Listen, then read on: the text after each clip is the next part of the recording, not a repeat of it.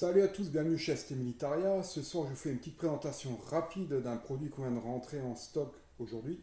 Donc le CZ Bren 2 MS, donc la version civile du Bren 2 en 7,62 par 39.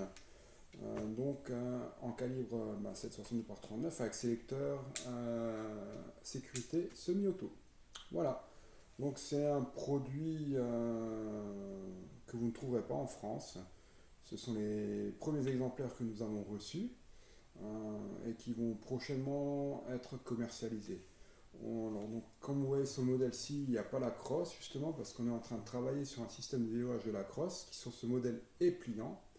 Et donc pour éviter le surclassement de l'arme en catégorie A1 paragraphe 12, cette crosse sera rendue fixe par l'intermédiaire d'une petite pièce qui sera à l'intérieur du mécanisme, de l'articulation.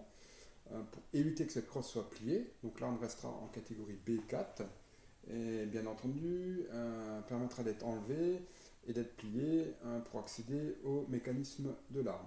Voilà, donc on va faire un petit test également avec quelques cartouches. Vous voyez, on a les chargeurs malheureusement qui sont propriétaires sur le Bren 2. Donc ce ne sont pas des chargeurs d'AK-47, ce sont bien des chargeurs propriétaires.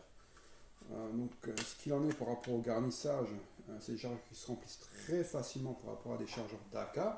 Pareil, si on a besoin de vider son chargeur, vous le voyez, les munitions sortent très facilement. Ce qui n'est pas le cas sur beaucoup de chargeurs, surtout des chargeurs militaires type AK-47, où effectivement, une fois que les munitions sont dedans, elles sont compliquées à ressortir. Idem pour les chargeurs d'AR-15. Et donc je vous montre, là vous voyez, comme un follower blanc. Donc ça en plus ça se voit bien la nuit. Au niveau du garnissage, ça va vraiment avec facilité. Voilà, vous voyez. Elles s'introduisent facilement dans le chargeur. Vous pouvez bien les mettre en place. Le chargeur a bien entendu une capacité de 30 coups. N'oubliez pas que ce chargeur, comme il est là à 30 cartouches, est classé en catégorie A1 9 10. À partir du moment où j'ai mon arme de B4 avec un chargeur A1 9 bis monté dans le sens là, maintenant mon arme est classée en catégorie A1 3 bis. Ceci le temps que vous l'utilisiez. Donc contrairement à ce que vous avez peut-être pu entendre, vous avez le droit d'utiliser des armes qui sont surclassées temporairement en catégorie A1 3 bis dû à la capacité de leur chargeur sur un stand agréé FFT. D'accord ? La seule chose que vous n'avez pas le droit, c'est de transporter l'arme avec son chargeur enclenché dans le puits de chargeur, puisque c'est une catégorie A. Si maintenant vous auriez un chargeur de 10 cartouches, il n'y a aucun problème pour le transport de l'arme avec ce chargeur enclenché. Elle reste en catégorie B4. Voilà. Donc ça c'était pour la partie législative. Maintenant on va passer à l'essai et on va voir ce que ça donne. On est à 25 mètres et sans crosse. Donc on va une fois la tirer telle qu'elle est pour voir ce que ça donne au niveau précision.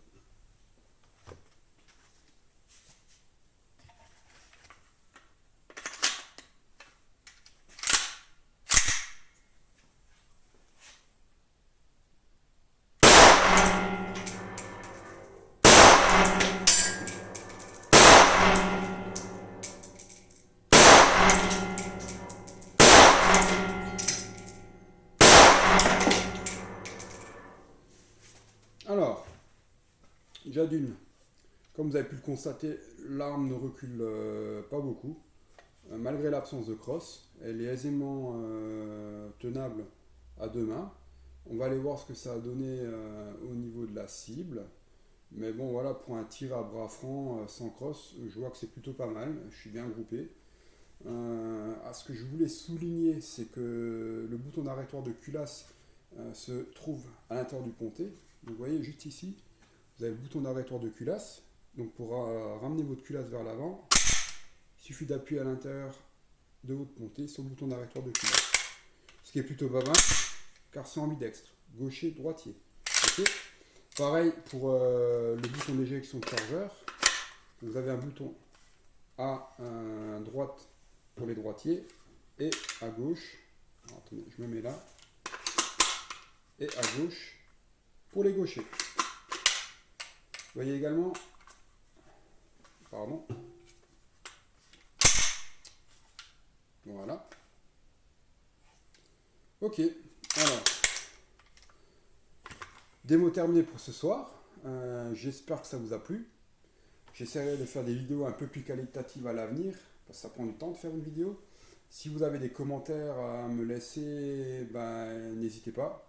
Hormis de me dire, oui, les vidéos carrées, rectangulaires, ça se fait pas. Ça, à la limite, ben voilà, je fais comme je peux. J'ai pas le temps de faire des vidéos super chiadées comme certains autres, parce que moi à côté j'ai un commerce bah, que je dois faire vivre. Donc bah, les vidéos c'est juste un à côté que je vous fais pour vous présenter un peu les produits qu'on a. N'hésitez pas également à me demander si vous-même vous trouvez des produits qui seraient intéressants pour les tireurs sportifs et que vous ne trouvez pas en France. Dans la mesure du possible, contactez-moi et puis si possible, ben, j'essaierai d'importer. Voilà. J'espère que ça vous a plu, puis je vous dis à bientôt. Salut!